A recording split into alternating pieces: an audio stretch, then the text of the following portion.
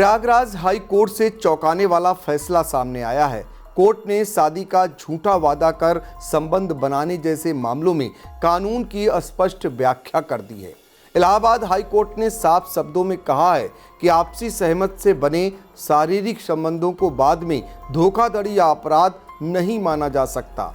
केवल रिश्ता टूटने या मतभेद होने से आपराधिक मामला दर्ज करना कानून का दुरुपयोग है। कोर्ट की इस टिप्पणी के बाद धारा 69 के तहत दर्ज एफआईआर को रद्द कर दिया गया है, जिससे आरोपी युवक को बड़ी राहत मिली है। नमस्कार, आप देख रहे हैं आई इंडिया और मैं हूं डॉक्टर पंकज सिंह गौर। दरअसल मामला नोएडा के सेक्टर 63 थाना क्षेत्र का है। यहां 12 दिसंबर 2024 को एक युवती ने एक युवक के खिलाफ धमकाने, मारपीट करने और शादी का झूठा वादा कर संबंध बनाने के आरोप में एफआईआर दर्ज कराई थी। आरोपों में बीएनएस की धारा 69 भी शामिल की गई थी, जिसमें अधिकतम 10 साल की सजा का प्रावधान है। एफआईआर दर्ज होने के बाद आरोपी युवक ने इसे रद्द कराने के लिए इलाहाबाद हाई कोर्ट में याचिका दायर की। सुनवाई के दौरान युवक के वकील ने कोर्ट को बताया कि दोनों की मुलाकात जोधपुर में एलएलएम की पढ़ाई के दौरान हुई थी। पढ़ाई के दौरान दोनों के बीच दोस्ती हुई और फिर यह रिश्ता प्यार में बदल गया। दोनों ने आपसी सहमत से शादी करने का फैसला किया। जून 2023 में दोनों की सगाई भी हुई थी। इतना ही नहीं, शादी की तारीख 12 नवंबर 2024 तय कर दी गई थी। दोनों परिवारों ने शादी की तैयारियां भी शुरू कर दी थी। कोर्ट ने युवक की ओर से होटल बुकिंग, शादी के कार्ड की छपाई और फोटोग्राफर की बुकिंग जैसे दस्तावेजी सबूत पेश किए गए, जिससे यह साबित हुआ कि शादी की मंशा वास्तविक थी और कोई छल नहीं था। दोनों पक्षों की दलीलें सुनने के बाद कोर्ट ने पाया कि शादी का वादा सच्चे इरादे से किया गया था। बाद में किसी कारणवश दोनों के बीच मनमुटाव हो गया और रिश्ता टूट गया। ऐसे में इसे आपराधिक धोखाधड़ी नहीं कहा जा सकता।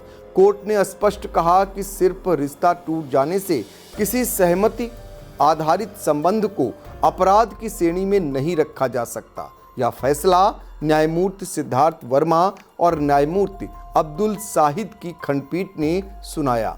कोर्ट ने कहा कि बीएनएस की धारा 69 केवल उन मामलों में लागू होती है जहां शुरुआत से ही शादी का कोई इरादा न हो और धोखे या छल से संबंध बनाए गए हों।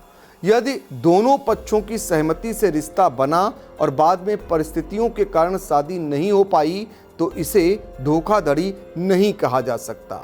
इसी आधार पर हाई कोर्ट ने धारा 69 के तहत दर्ज एफआईआर को रद्द कर दिया। हालांकि युवती द्वारा लगाए गए अन्य आरोप जैसे धमकाने और हमला करने को लेकर जांच जारी रखने के निर्देश दिए गए हैं।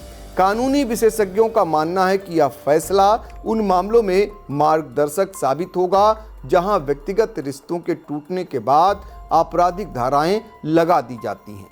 कोर्ट का यह रुख बताता है कि कानून का उद्देश्य भावनात्मक विवादों को अपराध का रूप देना नहीं, बल्कि वास्तविक धोखाधड़ी और छल से जुड़े मामलों में न्याय दिलाना है। बहरहाल इलाहाबाद हाई कोर्ट का यह निर्णय न सिर्फ आरोपी युवक के लिए राहत लेकर आया, बल्कि यह संदेश भी देता है कि आपसी सहमति और व्यक्तिगत संबंधों को समझदारी से देखा जाना चाहिए। न्यायपालिका ने साफ कर दिया है कि कानून का इस्तेमाल बदले या दबाव के औजार के रूप में नहीं होना चाहिए, बल्कि निष्पक्षता और सच्चाई के आधार पर ही न्याय सुनिश्चित होना चाहिए।